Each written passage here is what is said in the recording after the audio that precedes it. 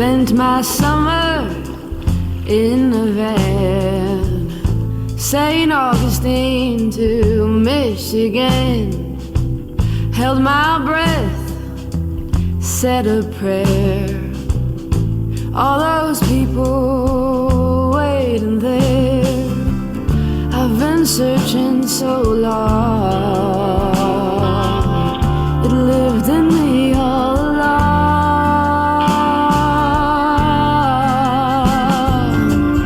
Burn me in the desert and drown me in the rain.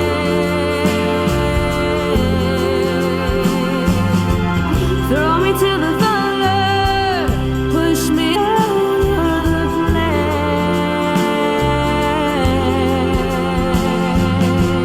I don't feel afraid anymore. I'm a warrior.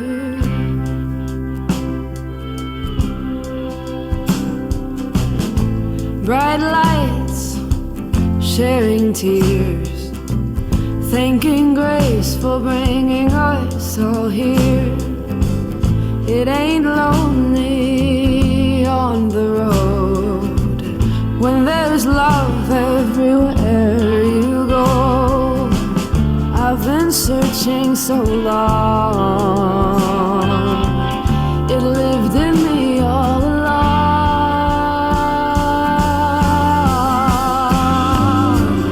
Burn me in the desert and drown me in the rain.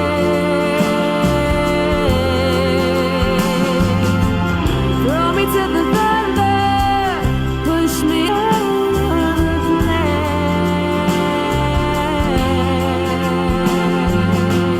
I don't feel afraid anymore.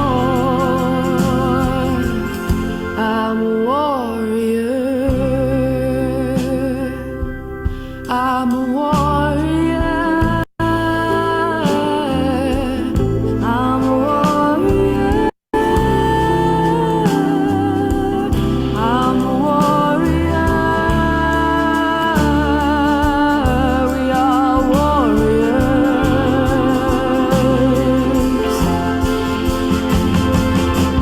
Burn me in the desert and drown me in the rain.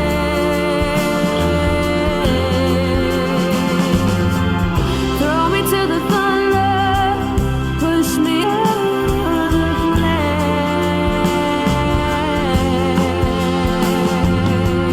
I don't feel afraid anymore. I'm a warrior.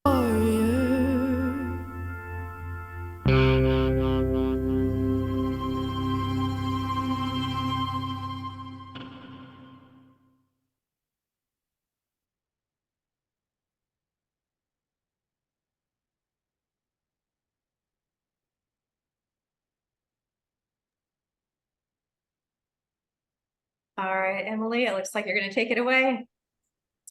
Good afternoon, everybody, and welcome to our monthly Reclaiming Native Psychological Brilliance Echo. Some quick participation tips.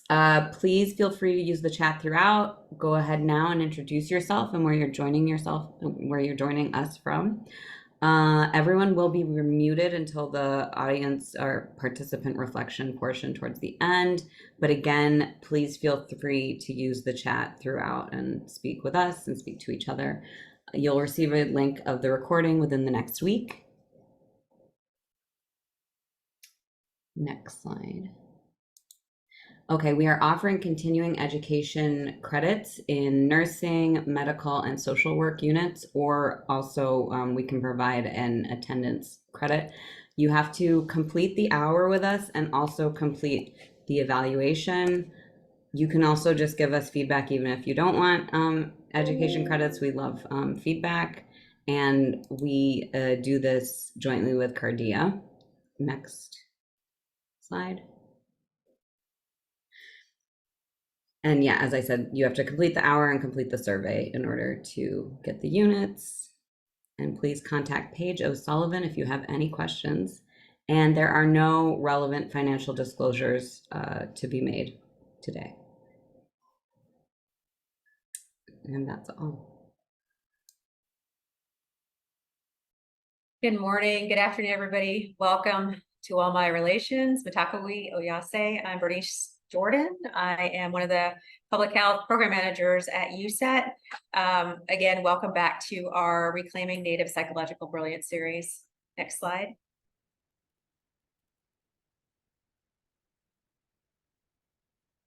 Okay, so I want to just acknowledge that you are on Indigenous land, wherever you're standing. And one of the ways that you can find out where you are, you can go ahead and go to this website, or you can text your zip code to this number, 907-312-5085. Next slide. And we are reclaiming, we are growing in this behavioral health community. We have been growing since 2022. We have between 1,000 to 200 or 2,000 participants that join us. And each person is a collective dot of what you are seeing on this map. So it's not one person, there's a collective amount of people in each area. Next slide. I want to talk about some of the past reclaiming personnel that we had, some of the past speakers that we've had here. If you go ahead and look on these pictures, some of these pictures might look familiar to you.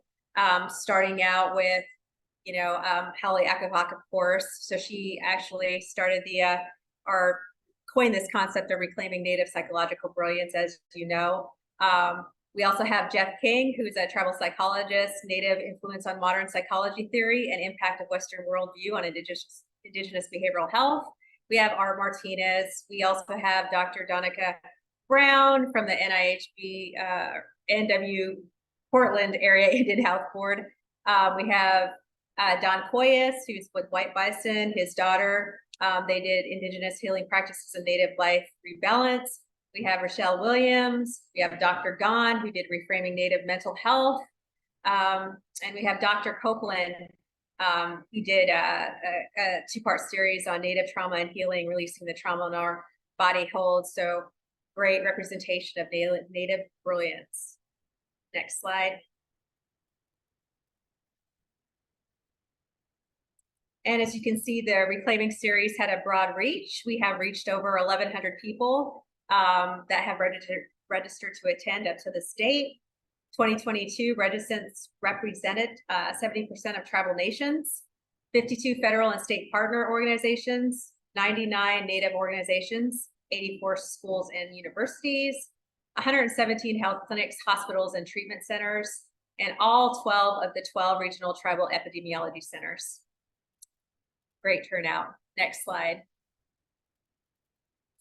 And I just want to kind of highlight that this Reclaiming National Award we have won with the NIHB in 2022. It was for Outstanding Service Award. So as you can see, a couple of us went to DC to accept the award, and we all got together with the whole team on the right, representing the award and holding up that globe that you see there. Next slide. All right, next slide. So I'm going to go ahead and pass over to Holly. So without further ado. Hi there, everybody. Good to see everyone. I'm Holly Echohawk, and for those of you that don't know me, I am a member of the Pawnee Nation of Oklahoma, born and raised in Pawnee, Oklahoma. And I'm really happy to be here today. We're going to talk about cultural healing in action. And I see that we have the good fortune of having people from all over the country, as usual. I see Mashantucket Pequot just joined. Welcome, welcome. And California folks, Alaska, Texas, New York Indian Council, our friends, Catawba Nation, South Carolina, Apache, in the Southwest, Gallup Medical Center, Ho-Chunk, great Ho-Chunk people, Minnesota, and people from Minnesota. So really great to see everybody. As you all know, most of you know, I think, I'm a former behavioral health director, both for county mental health and for tribal behavioral health. And I've worked in the behavioral health field for over 35 years. I put a little plus there, not to say exactly how many years, but it's been a long time. And a rich time, rich in knowledge and rich in experiences of being able to visit with many of you all in your own land. One of the other things that I had worked on about 20 years or so ago is I was one of the original group of a few people that really promoted practice-based evidence. When we were all, most of us were pretty alarmed about the evidence-based practice movement sort of taking over the world, and we knew that was not a solution for Native people. So we developed an intentional social marketing strategy of taking the initials evidence-based practice, EBP, and flipping them around to practice-based evidence. So that was a really important work that we did, along with my some of my colleagues from other Latino, Black, Asian American, my good buddy Terry Cross. There was a handful of us that really worked on that, pushing those words, practice-based evidence, meaning what we're going to talk about today.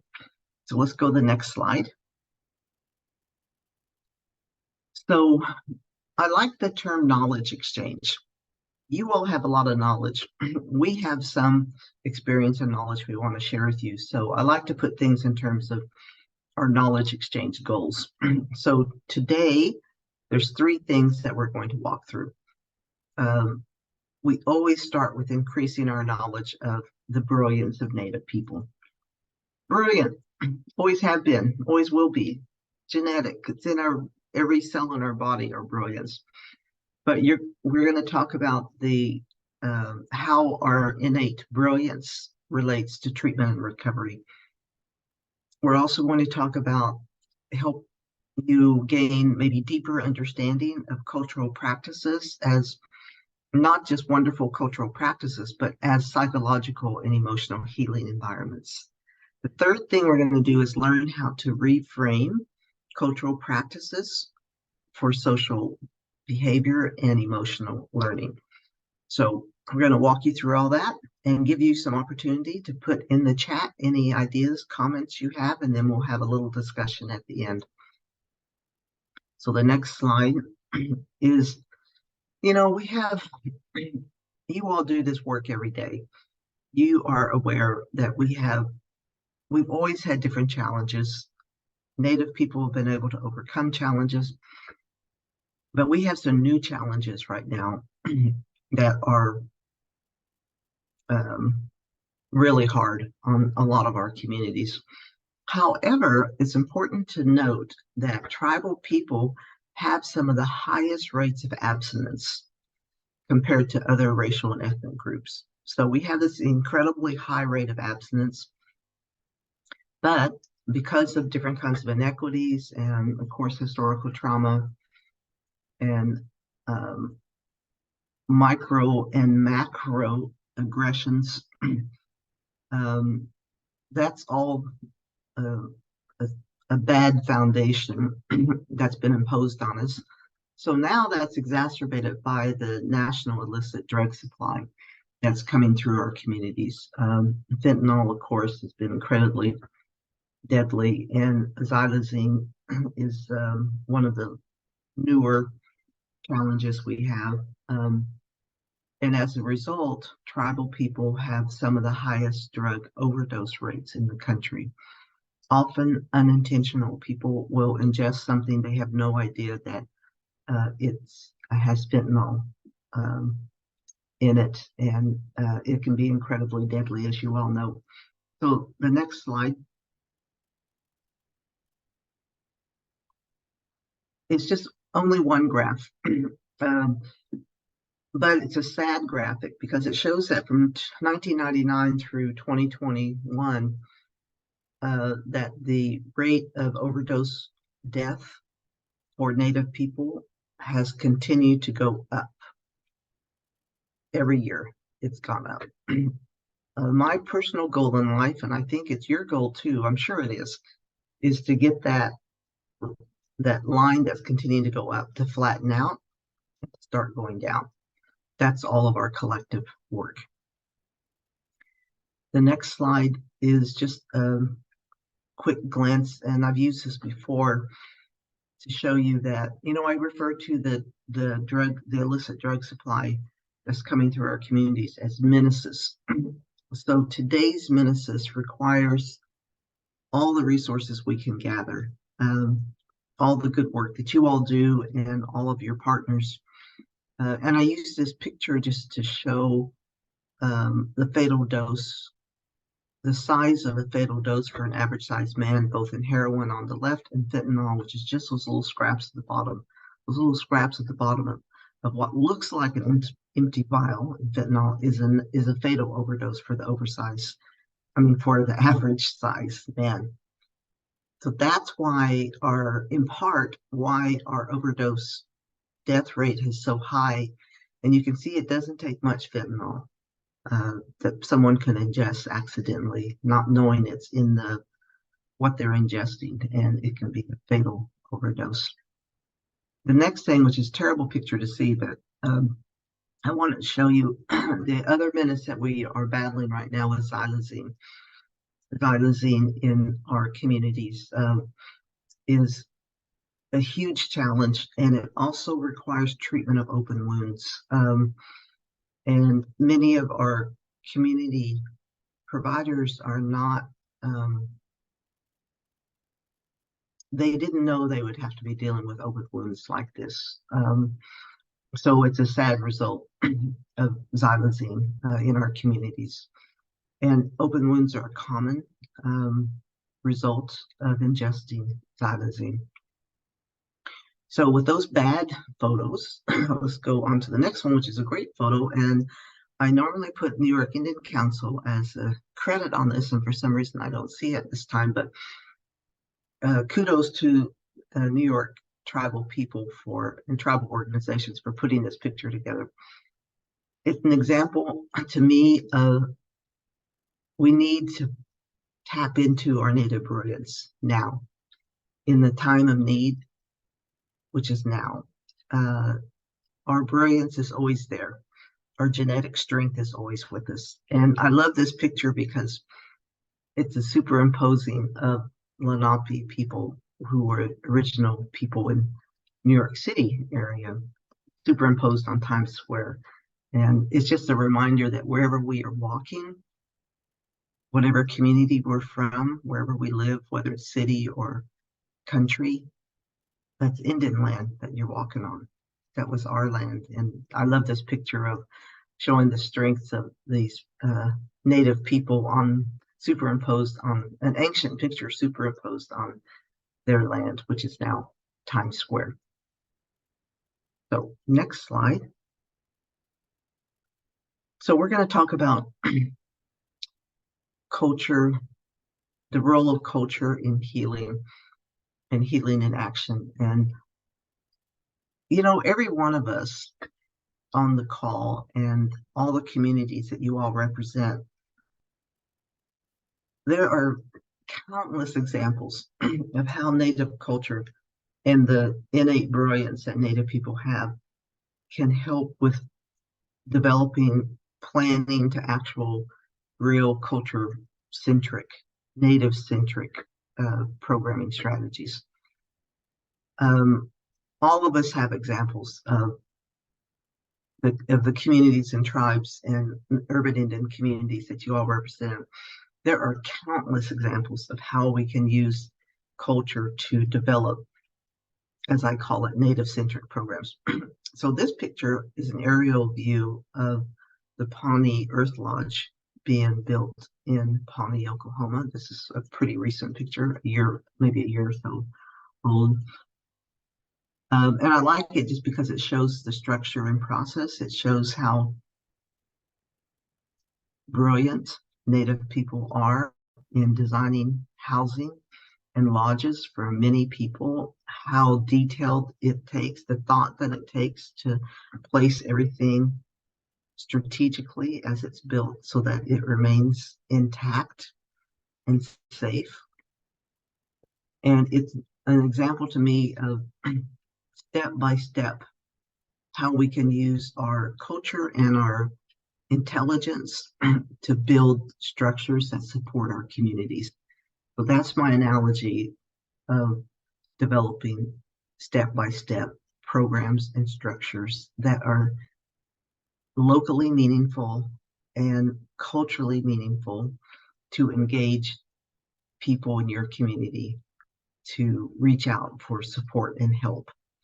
And we know they're going to reach out for support and help if they feel like the person on the other side of the organization that's going to help them will understand who they are as a Native person. So the next slide is just a quick thing about, it's the so what question. So why are traditional practices so important? I mean, there's very obvious reasons why. It's part of our lifeblood, it's part of our history, it's part of our culture. It's incredibly important to our communities to have, and it's almost the definition of a community, that we have beliefs and traditions that we have either remained intact or are being restored because of disruption that's happened to our tribal people. So those are the obvious reasons. What's not so obvious from a behavioral health perspective is our traditional practices and beliefs do some really powerful human development support. They reinforce our cultural self. They reinforce the beauty and intelligence and antiquity that's in our cultural practices or traditional practices. That makes people incredibly proud. That makes you proud. It's a good day to be Native. That reinforces the cultural self. Those practices also reinforce brilliance, which you'll hear that word 1,000 times every time during our monthly sessions.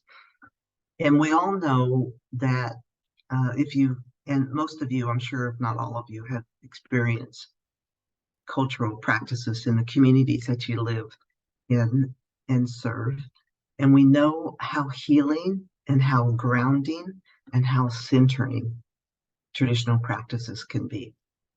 So when you're in distress or if you're grieving, you know that if you have the good fortune to be involved in a cultural healing practice or to smell the smells, see the fire, all of those experiences, you know how healing that is. You know how centering and calming that is. So from a human perspective, there's some not so obvious reasons about why traditional practices are so important. So the next slide is, I wanted to share with you, and you all, some of you may have heard me talk about this before, but we also really pay attention to Indigenous people in other countries in the world. I just had the good fortune of meeting with our Maori friends yesterday, as a matter of fact, and we spent hours kind of mapping out some work that we're going to do. But it's always wonderful to talk with Indigenous people from around the world. And one example is Nicaragua. So there's some wonderful teachings from a Nicaraguan Indigenous woman who is a traditional practice person, as most people are, but she also happens to be a medical doctor, an MD. And she talks about what they did in Nicaragua. So they did two things. One that I want to share with you. One is that they made a catalog. They kind of wrote down all of the traditional practices that they that their indigenous community use and have forever for eons. But they also wrote what those practices were for. Every practice they have, every healing approach they use, whether it's plants or herbs or song or dance, everything had a particular purpose. They didn't have one general practice and it was something that would heal everything. Oh no, everything was for a particular purpose. And they realized that many of their practices could heal and help one of their indigenous people to recover from some ailment. However, they knew that there were some other sicknesses that their traditional practices could not address, and that's when they needed modern medicine. So she was very good in the way she articulated that they need the best of both worlds: modern medicine, Western medicine, and traditional practices. They were equal. One wasn't above the other. They were equal. They both served an incredible, valuable purpose. And their job was to work with their government to integrate both of those on an equal basis. So another example we want to share with you is a little short 4-minute video of our good friend, Dr. Spiro Manson. And he talks about the work that he did in this video we're going to show in working with Navajo Nation combat veterans. And they were working with the largest bureaucracy in the United States, the Veterans Administration, to get the Veterans Administration to support and financially reimburse and recognize as a valued healing service in the Veterans Administration system. So let's listen to Spiro describe that process. Dr. Manson.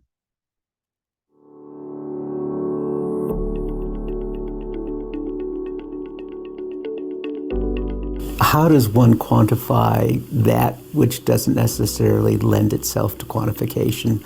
And in fact, quantification likely doesn't do it justice. My life's work has been about bridging different ways of knowing and world experiences. As you know, I'm a medical anthropologist, so I'm a scientist and committed to the empirical process to acquire and generate the evidence behind various kinds of interventions with respect to health and illness in Native people. At the same time, I'm also a Native person. I'm Pemina Chippewa from the Turtle Mountain Reservation, and have had the privilege of knowing that there are many things in our world that work, but haven't benefited from the same kind of evidence that the biomedical world places such great emphasis on. And that's really at the heart of my work. And I had this wonderful opportunity back in the mid to late 1990s. It was in the context of an attempt to replicate the Matsunaga Vietnam Veterans Study. We knew in 1975, when our military personnel began returning to the United States, coming home, that they were experiencing enormous difficulty in reintegrating into their communities. And the government undertook a major study to understand what the consequences of combat and related experiences were for these veterans as they sought to return to their families and their communities.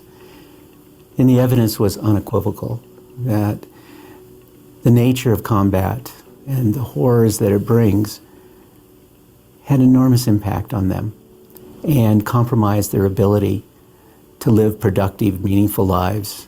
The original study included African American and Hispanic Vietnam combat veterans, but Asian American, Native Hawaiian, American Indian, Alaskan Native combat veterans had not been included in the study, so there wasn't as much evidence and thus momentum to improve the services to address their needs.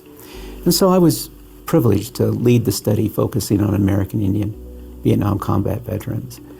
And in that regard, the study dealt with two of the three largest reservation-based tribal communities in the country. And so as we pursued this study with the tribal nations in question, particularly the Navajo, they felt very strongly that their tribal ceremonies, their traditional healing rituals were absolutely critical and previously unrecognized outside of the nation itself in enabling these Navajo combat veterans to address post-traumatic stress disorder in their lives. Importantly, they felt that there might be the opportunity to be reimbursed and to underwrite the cost of these tribal ceremonies. I was a little uncomfortable bringing to bear Western science to address these kinds of questions because I thought there was, the challenge of perhaps polluting the sacred with the profane.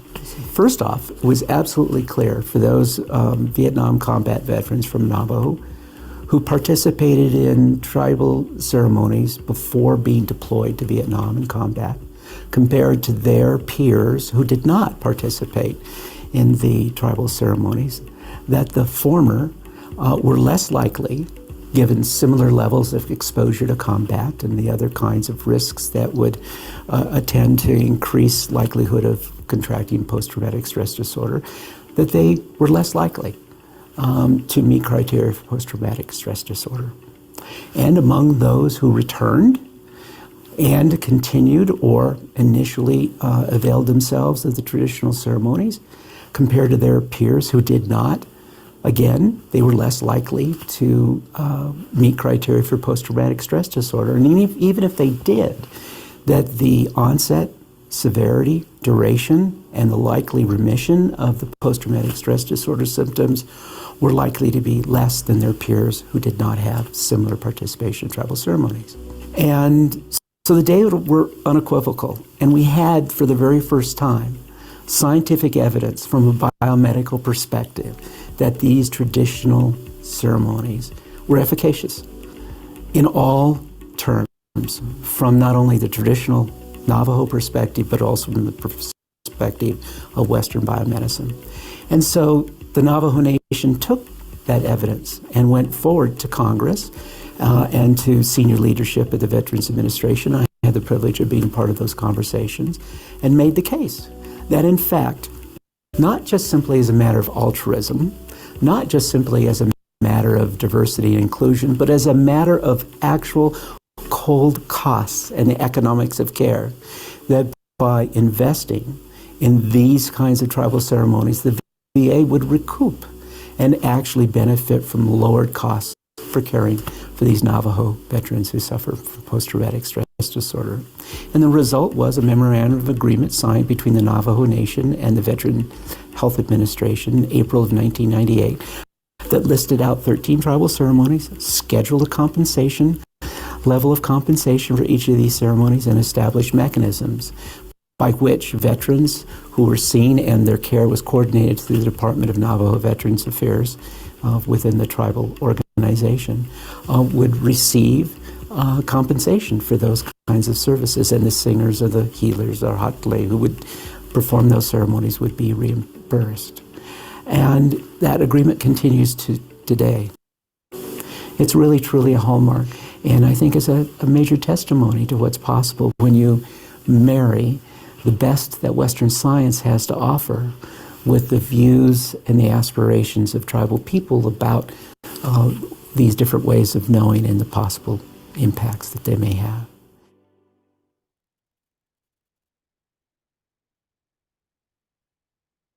So thanks to our friend, Dr. Spiro Manson, and I love the way he talks about it. It's scientific evidence. It's not just a matter of diversity. It's not just a matter of it's something that should be done.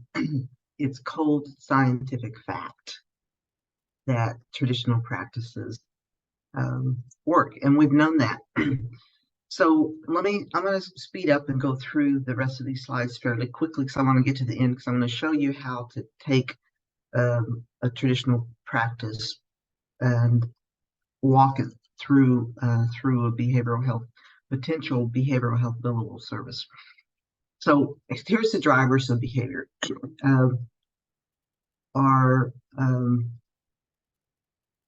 childhood experiences, our ability to be resilient, the good things that have happened to us. I really encourage you to look at this benevolent childhood experiences that Dr. Juliana Reese discussed last month, I believe, and the ability to live in two worlds. The other things that drive our behavior is exposure to racism, discrimination, and all these, terrible things that sometimes can lead people to self-loathing. I don't want to be Native because I've had these horrible experiences. So, but let's go to the next slide real quick.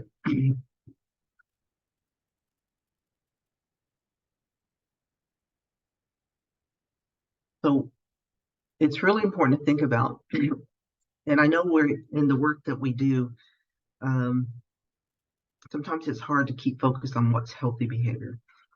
Age-appropriate decision-making, healthy assessment, being constantly making healthy assessments of risks, having positive social connectedness, being emotionally balanced, ability to maintain that balance regardless of what circumstance you're in, not being explosive is the opposite example.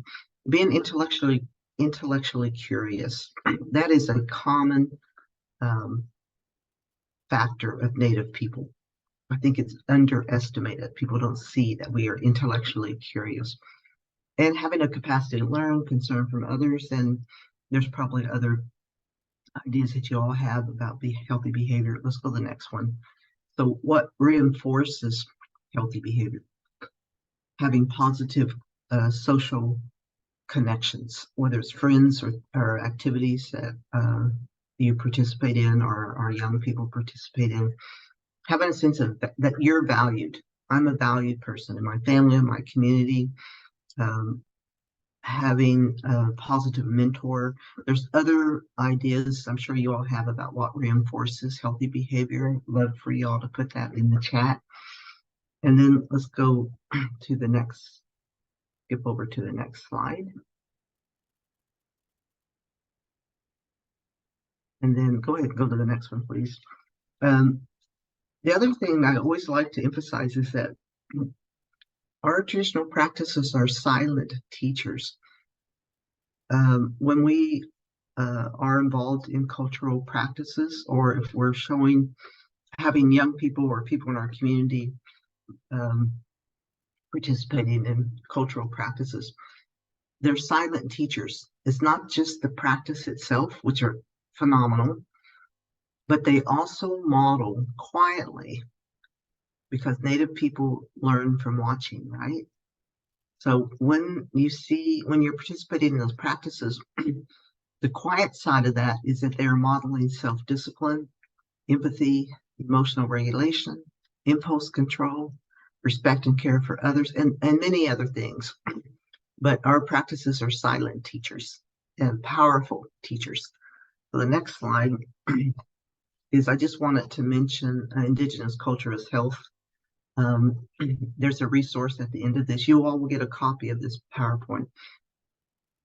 The Yamani and Helm developed this journal article.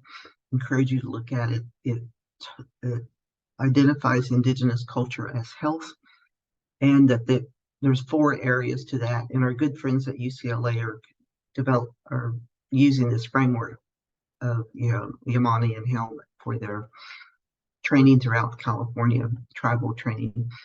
So 4 modalities. Indigenous culture's health relies on Indigenous way of knowing, Indigenous cultural practices, place-based, sacred sites, and Indigenous spirituality.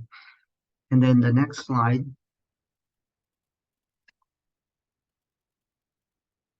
And then go ahead to the next one, please. So I just this is where I'm going to end.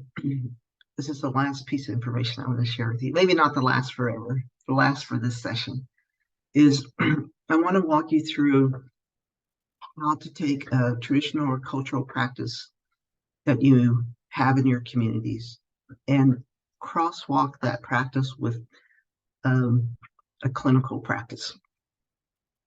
So Remember, of course, that traditional practices or cultural beliefs, they model behavior, right?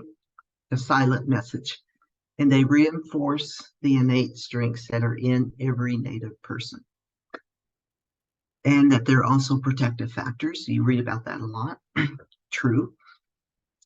But I think thinking about how to crosswalk, how to marry the best of both worlds, crosswalk behavioral health with traditional practices or cultural practices, is a really interesting visual process to do. And I'm going to show you how to do it.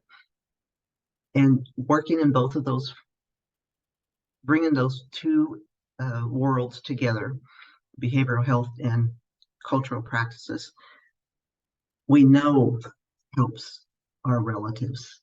And Spiro Manson's video was a great example of that. Okay, so the next slide. So this is a cool map of Alaska. Love it. Most maps don't look as real as this is, but this is where I got the idea. So I want to give credit to my friends in Bethel, Alaska, because this is where I got this idea decades ago. And Bethel is way out in, you know, I don't know if you've been to Bethel, but I'd highly recommend it. It's a fabulous, interesting place. They serve like 98% Yupik Eskimo people. Okay, so the next slide. Okay, so this is what they showed me. So what they did, this is the visual, and you all can take this concept and apply it to your communities and the work that you do. So they started with the far left column. So they made a list, just like the Nicaraguan people, of their traditional practices. And they listed it in their Yupik. This happens to be Yupik Eskimo. They listed it in the native name. So that's the first thing they did. And they listed, they had about, they had like more than 30 practices. So they, with the Yupik people and the Yupik staff, they brainstormed this long list of traditional practices. So this is an example of what they did with just one of those 30-ish. So they made a list. They start always with the native name for it. In the next column, they listed that same practice in English, which is summer fish camp in this example. In the next column, they wrote a traditional native description of what that practice is. So in this example of the fish camp, they wrote time for families and community to work together during the summer. Fathers and older male relatives fish while the mothers and other female relatives teach young girls how to cut and prepare fish. Then the next column, they took that same description and they wrote it in behavioral health terms. So fish camp is not just fish camp, it's not just fishing. It's family bonding and communication skill building, life skill development, it's promotion of self-esteem, it's respect for life and self, it's impulse regulation. And impulse regulation is really an important factor. You know, when you're fishing or if you're in different ceremonies, you don't just run around, you don't have an outburst, you don't. So that impulse regulation is an important skill. But then they went one step further and they looked at the Alaska State Medicaid billing categories. And they listed that particular practice would fit in a Medicaid billing modality of rehabilitative services and relapse prevention. So let's go to the next slide. So you see how they used that innate intelligence and did this crosswalk. So another example is sewing. And they listed it they did the same thing. They had this crosswalk, the chart. They listed sewing in the Yupik Eskimo word. And in the next column, they put sewing. And the next column, they list the traditional practice explanation was it's a group activity to create clothing and protective gear for warmth and safety in the weather elements. Then the next step was behavioral health terms, same description, sewing. But sewing is not just sewing. It's skill building, it's informal motivational counseling, it's social recreational therapy, it's community bonding, it's interpersonal relationship building when you're talking and being with other people, and it is communication skill building, opportunity for expressing self in group. Another example that they use, which I really liked, was berry picking. I don't have a slide on it, but berry picking isn't just berry picking. Like any of your cultural practices are not just what it seems to be on the surface. From behavioral health, berry picking, one of the examples they listed was it was grief therapy, being out on the tundra, walking and kind of going through the grieving process and getting settled into that, moving beyond that grief. That was one of the examples they used for berry picking. So the next slide, and I know I need to finish up here in just a minute. So it's easy for Native people to think about your practices and think about what the purpose is. Not so easy for Native people to think about behavioral health descriptions, which leads to potential billable service. That's where your behavioral health staff come into play. In your clinic, in your community, those behavioral health people, they know this behavioral health language. So that partnership between the Native folks in your community and behavioral health is really important. And your behavioral health folks they've been trained in this language. So I just listed some behavioral health descriptions. I won't go through it, but examples of how some of your practices may fit into some of these examples. So the next slide. The end, the resources. So we listed where you can find the Cultures Health study, and you can click on it. It'll take you right to the journal article, as well as one of my favorite, I love this, Through Silence We Speak. Number one, I love the name, Through Silence We Speak. How true is that, right? But that's a Canadian First Nations approaches to counseling and psychotherapy. And it's a great resource. It's a little old. I think it might be 10 years old, but I love that resource. So I think that's it. I thank you for listening. Just want to walk you through, stimulate some ideas for you. And now we're going to, I think it's go to the next slide. I think it goes to our good friend, Livia. Hi, everybody. Holly, thank you so much. There's so much information you provided, and we did invite you to share reflections and questions in the chat box. I'm Livia Davis. I am a non-native in this native space. I'm an immigrant from Denmark. Just want to make sure that I introduce myself. I did also in the chat box. Holly, there's one note from Buzz Daney, who shared that our auntie helped develop this in Bethel. So I just wanted you to see that, because you mentioned the crosswalk was created by your friends in Bethel. So I just wanted you to see that. I do want to see that. Thank you for bringing that to my attention. I will look for that in chat. Thank you. And then there was a private IM to me where there was a question: is there a master list of behavior health descriptions? You know, you mentioned some of them, that, to talk to your behavior health staff. Is there like a master list? Every state has, well, let me put it this way. Every field, whether it's social work, mental health, has lists, I suppose. Every state in their Medicaid billable service manual has a list. There's many sources, so there's not one master list. The DSM-5 also is a very thick book of descriptions. I do want to mention, since I said DSM-5, it's an important thing in DSM-5 is the cultural formulation interview. It's a really important resource in the DSM-5 manual.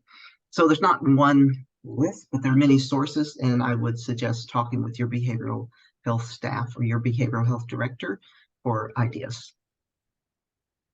Wonderful. And I just want to acknowledge that we also have a couple of chat contributions in terms of healthy behaviors and things that contribute to healthy behaviors, and also some information around, what are some traditional practices and how they talk about it.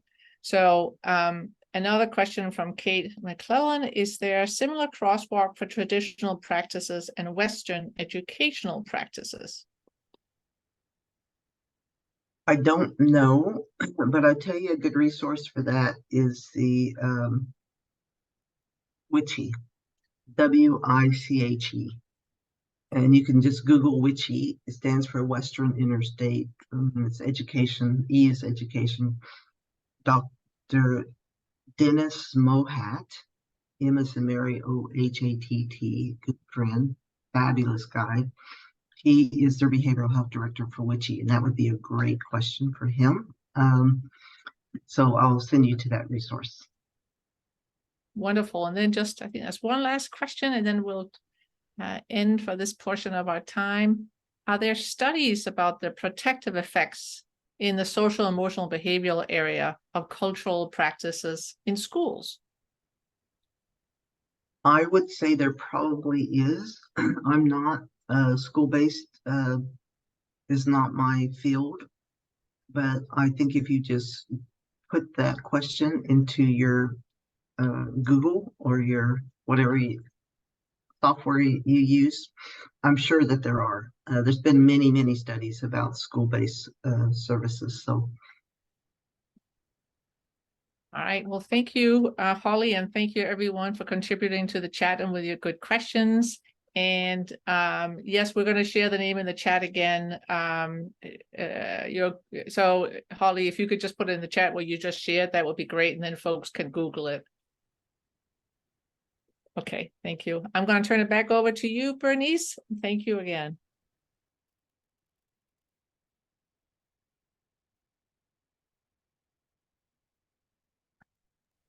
You're on mute, Bernice. CEU information. Don't forget to complete your survey. It was put in the chat and it's also on the site. And once you click out, there'll be a survey at the end. If you have any questions, go ahead and, email myself, Brian, or Debiani at this email below.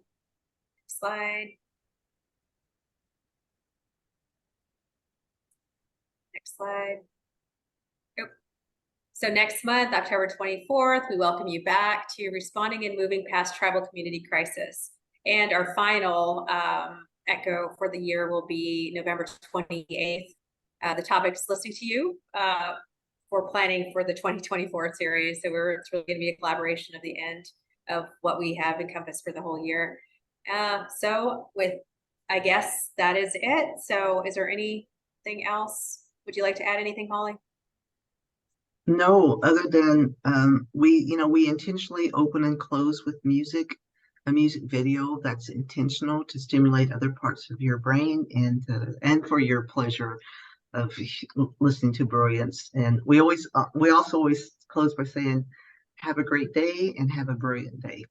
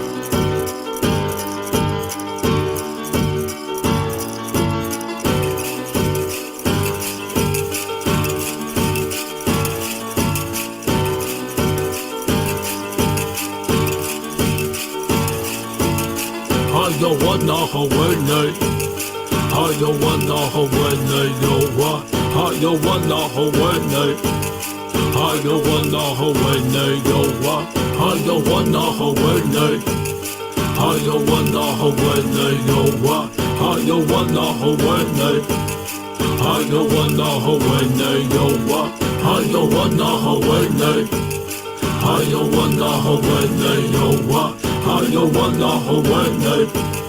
How you wonder how when they know Why what? is one man rich and another man poor? Why we ain't satisfied? Why we gotta have more? Why your suicide rates on the rest so high? Why I tell you the truth but you say don't lie? Why is being a good father at an all-time low? Why is it acceptable? Yo, why I don't know. Why she blame him and he blame her? It's useless. Ask yourself this question. Why you making excuses? Why do parents gotta bury their kids? Why we text and drive, not caring how scary it is? Why it's so hard to forgive and leave the past behind? And if you did, then that's divine. Why don't you help your brother when you see him fall? Why do we act like God don't see it all? Why do we call them black, them white, them Asians and use labels? Now that's racism. How you wonder how when they? Why? How you wonder how when they know what? How you wonder how when they? Why? How you wonder how when they know what? How you wonder how when they? Why? How you wonder how when they know what? How you wonder how when they? Why? How you wonder how when they know Why is what? there innocent people locked up for life? While some people can't say nothing nice. Why do we always gotta question what all of it means? And why won't you follow your dreams? Tell me why. The night when you took my dad, why'd you let me see my grandpa cry? And tell me why. And why do you choose to hide, even though you was born to fly? And tell me why. And why don't we turn from all the hate? And why don't we learn from all mistakes? Why do I keep on wrecking these fat beats? And teachers don't make more than professional athletes. And why? And why? And why? And why? And why? How you wonder how when they? Why? How you wonder how when they know what? How you wonder how when they? Why? How you wonder how when they know what? How you wonder how when they? How you wonder how when they know what? How you wonder how when they? How you wonder how when they know what?